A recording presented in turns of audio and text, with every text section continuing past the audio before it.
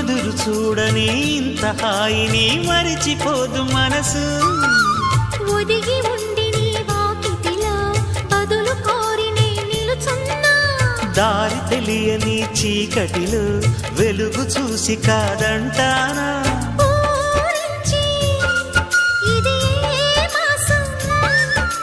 ప్రేమించే ప్రతి గుండెను అందెల సందడి చేసే హేమంతం ఇది. మన సొంతం అయినది.